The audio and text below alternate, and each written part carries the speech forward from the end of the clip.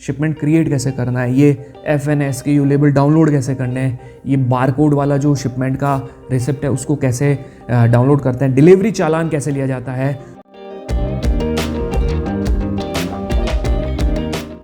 So hey everyone, welcome back to another video. मेरा नाम है तथास्तु और आज के इस वीडियो में हम लोग बात करने वाले हैं Amazon FBA के पैकेजिंग गाइडलाइंस को लेकर। यहाँ पर एक बहुत इंपॉर्टेंट चीज़ मैं आप लोगों को बताने वाला हूँ कि मुझे कई बार ऐसे कमेंट्स आते हैं कि सर हमने प्रोडक्ट भेजा था, पैकेज भेजे थे, लेकिन Amazon की टीम ने उन्हें रिजेक्ट कर दिया और इससे हमें बहुत ही ज़्यादा बुरा लगा है। हम काफ़ी डीमोटिवेटेड फील कर रहे हैं। आपने बताया था कि प्रोडक्ट को पैक करके भेजो, इस तरीके से करो, ये करो, वो करो, तो आपका कभी रिजेक्ट नहीं होगा। लेकिन उसके बाद भी कई लोग जो है गलतियां किए जा रहे हैं। उस गलती को कैसे सुधारना है उसके बारे में मैं आप लोगों को बता देता हूं। अगर आप इस वीडियो को एंड तक देख लेते हैं, फ्यूचर में कभी भी Amazon FBA पे अगर आप प्रोडक्ट भेजेंगे तो आपका प्रोडक्ट कभी भी Amazon वेयरहाउस पे रिजेक्ट नहीं होगा और आपके प्रोडक्ट सक्सेसफुली वहाँ पर डिलीवर होंगे और FBA के थ्रू आपको सेल भी काफ़ी अच्छी मिलेगी। सो दोस्तों, अगर आप इस चैनल पे पहली बार आए हैं तो प्लीज़ इस चैनल को सब्सक्राइब कर लीजिए, क्योंकि इस चैनल पे हम ई-कॉमर्स से रिलेटेड बहुत अच्छे वीडियोस लाते रहते हैं। अभी रिसेंटली हमारे वीडियो के ऊपर कुछ कमेंट आए थे कि सर सेल पीरियड था, हमने सोचा था कि हम हमारे टॉप सेलिंग प्रोडक्ट्स को जो है ना FBA के वेयर हाउसेस पे भिजवाएंगे और हमें अच्छी सेल मिलेगी, लेकिन हमारा जो है शिपमेंट वहाँ जाने के बाद रिजेक्ट हो गया और हमारे सारे प्रोडक्ट्स हमें वापस हमारे यहाँ भेज दिए गए। अब देखो, मैं आप लोगों को एक चीज़ समझाता हूँ। कुछ ऐसी चीज़ें हैं जिनका अगर आप ध्यान रखते हैं तो आपका कभी भी शिपमेंट रिजेक्ट नहीं होगा। जो सबसे पहली चीज़ है वो होता है कि जो प्रोडक्ट हम पैक करते हैं ना, उसके ऊपर एक MRP लेबल आपको लगाना होता है, ठीक है। और दूसरी जो चीज़ होती है वो होता है FNSKU।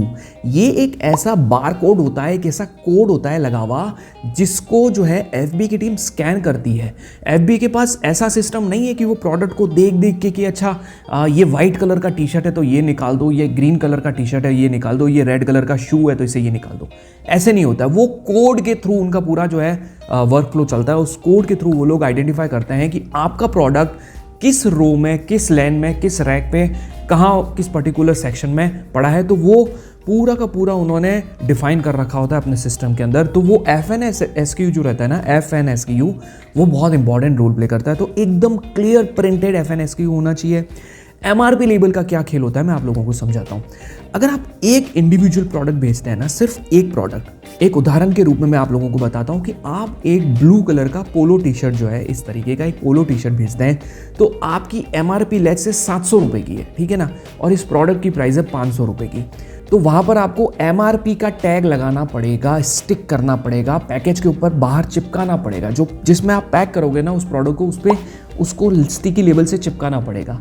दूसरी चीज़, FNSKU उसके ऊपर चिपकाना पड़ेगा। उदाहरण के तौर पे आप यहाँ देख सकते हो, मैंने स्क्रीन पे बता दिया किस तरीके से आपको उसको चिपकाना है। यहाँ पर आपके दिमाग में एक सवाल आ रहा होगा कि सर क्या हम एक नॉर्मल पेपर के ऊपर उसको प्रिंट लेके उसके ऊपर ट्रांसपेरेंट टेप चिपका सकते हैं? जी हाँ, आप चिपका सकते हो। उनको बिल्कुल क्लियर जो है वो दिखना चाहिए, लेकिन मेरी जो रिकमेंडेशन रहती है वो ये रहती है कि आप स्टिकी लेबल लगाएं। जो चिपकने वाले स्टिकर होते हैं ना, पेपर होता है ऊपर और पीछे ग्लू होता है, वो चिपक जाता है, वो रखेंगे तो ज़्यादा ठीक रहेगा, प्रोफेशनल भी लगेगा, क्योंकि एट द एंड ये कस्टमर के पास प्रोडक्ट जाएगा और कस्टमर के पास अगर आपको ये टेप चिपकी हुई और ऐसा दिखेगा ना तो ये थोड़ा अच्छा नहीं लगेगा। इस वजह से थोड़ा सा जो है एक अच्छा एक्सपीरियंस नहीं रहेगा। आप स्टिकी लेबल लगवाएं। स्टिकी लेबल का लिंक मैं नीचे दे दूंगा, आप वहाँ से खरीद सकते हैं। दूसरी चीज़ मैं आप लोगों को बताता हूँ कि अगर आपके प्रोडक्ट कॉम्बो है, अगर आप कॉम्बो बनाते हैं तो फिर क्या करना है, क्योंकि सिंगल प्रोडक्ट पे तो ऑलरेडी MRP होती है, तो दो प्रोडक्ट की MRP कैसे डिसाइड करेंगे।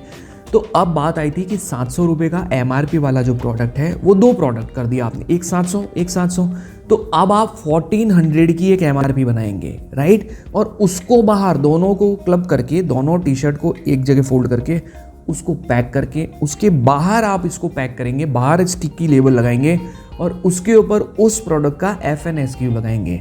ये चीज़ समझनी आपको आनी चाहिए, तभी आप कर पाएंगे, नहीं तो आपको आगे जाके दिक्कतों का सामना करना पड़ सकता है।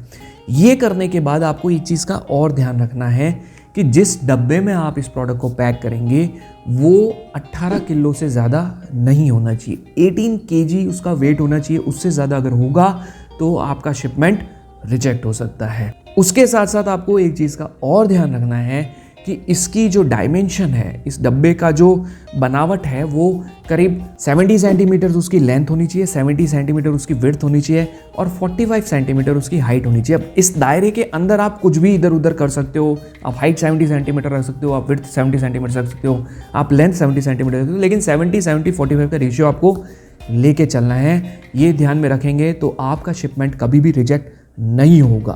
तो मेरा ये कहना है, अगर आपके प्रोडक्ट की वेट बहुत कम है ना, तो ऐसा मत करिएगा कि 18 किलो का हमें जो है एक टारगेट मिला हुआ है तो हम उसमें भर दें और एक बहुत बड़ा बॉक्स बना के और वो भेज दें, तो वो रिजेक्ट हो जाएगा। उसको मल्टीपल बॉक्स में डिवाइड कर लीजिए तो आपका कभी भी शिपमेंट जो है वो रिजेक्ट नहीं होगा। अब जो अगली बात आती है कि सर आगे ऊपर क्या लगाना है। ऊपर भी एक बारकोड आता है, एक लेबल आता है, उसको आप जो है ऊपर चिपकाएंगे और उसको भी A4 शीट पे लगाना है, वो भी स्टिकी लेबल पे। अगर आपके पास स्टिकी लेबल नहीं है इन केस, तो अंदर के केस में तो मैंने आपको क्या बताया था कि अंदर जो पैकेज आप डालोगे वहाँ तो आप स्टिकी लेबल लगा सकते हो, लगाओगे तो अच्छा रहेगा। लेकिन बाहर अगर स्टिकी लेबल आपके पास नहीं है तो A4 शीट पे आप पेपर पे प्रिंट लेकर उसके ऊपर ट्रांसपेरेंट टेप चिपका दीजिए। तो बेसिकली अमेज़ॉन की टीम का ये कहना होता है कि ये फटना नहीं चाहिए, स्क्रैच नहीं आना चाहिए, बारकोड क्लियर रहना चाहिए, सो दैट आपका शिपमेंट जब भी वेयरहाउस पर डिलीवर हो तो वो अच्छे से स्कैन हो और इनबाउंड हो जाए। एक बार इनबाउंड हो जाता है तो फिर उसके बाद वो जो है शिपमेंट आपके वो लोग इन्वेंट्री को जो है वो ऐड ऑन करना स्टार्ट कर देते हैं और आपको मैनेज इन्वेंट्री में जाके FB इन्वेंट्री में अगर आप जाएंगे तो यहाँ पर आपको प्रोडक्ट भी दिखने शुरू हो जाते हैं कि आपके प्रोडक्ट यहाँ पर दिख रहे हैं। तो इस तरीके से आपको पूरा शिपमेंट क्रिएट करना है। और एक चीज़ का आपको ध्यान रखना है कि इसके अंदर आपको डिलीवरी चालान और आपको उसके साथ साथ एक स्टॉक नोट जो होता है, स्टॉक ट्रांसफ़र नोट, ये सारी चीज़ें कैसे करनी है, क्या करनी है, उसके बारे में मैं आपको थोड़ी देर में बताने वाला हूँ। तो आपको ये सारी चीज़ें, तो ये सारे डॉक्यूमेंट्स आपको बैग के हर जो है बॉक्स के अंदर डालने होते हैं। ये भी ध्यान रखिएगा, वो खोल के स्टॉक ट्रांसफ़र नोट भी देखते हैं। ओके, तो इस चीज़ का आपको ध्यान रखना है। अब एक चीज़ मैं इसमें ऐड और करना चाहता हूँ गाइस, कि अगर आप जानना चाहते हैं कि कौन से प्रोडक्ट राइट प्रोडक्ट हैं आपके जो आपको FB पे भिजवाने चाहिए, कौन से प्रोडक्ट के ऊपर एड्स रन करने चाहिए, कौन से प्रोडक्ट पे प्रमोशंस रन करने चाहिए, किस तरीके से आप अपनी सेल को ग्रो कर सकते हैं, तो इसके लिए हमने कोर्स लाया है। इस कोर्स को आप ज्वाइन कर सकते हैं, लाइफ टाइम एक्सेस के साथ आता है। और अगर आपका कोई डाउट रहता है तो उसे हम क्लियर करते हैं मंथली जूम सेशन के अंदर। तो आप इसको एनरोल कर सकते हैं, लिंक डिस्क्रिप्शन में भी है और कमेंट बॉक्स में भी मैंने पिन कर रखा है। अब आपका जो आखिरी सवाल वो ये होता है कि सर शिपमेंट क्रिएट कैसे करना है, ये FNS के यू लेबल डाउनलोड कैसे करने हैं, ये बारकोड वाला जो शिपमेंट का रिसिप्ट है उसको कैसे डाउनलोड करते हैं, डिलीवरी चालान कैसे लिया जाता है। तो उसके रिलेटेड मेरे एक बहुत अच्छा वीडियो ऑलरेडी बना रखा है जिसका लिंक मैंने साइड में दे दिया है। इस वीडियो को आप ज़रूर देखिएगा, आपको इससे सारी हेल्प मिल जाएगी और आप सक्सेसफुली अमेज़ॉन FBA भी कर सकेंगे। Thank you so much guys इस वीडियो को पूरा देखने के लिए। चैनल को सब्सक्राइब ज़रूर करिएगा, वीडियो को लाइक करिएगा। Thank you so much. अब मिलते हैं अगले वीडियो में, तब तक के लिए टेक केयर।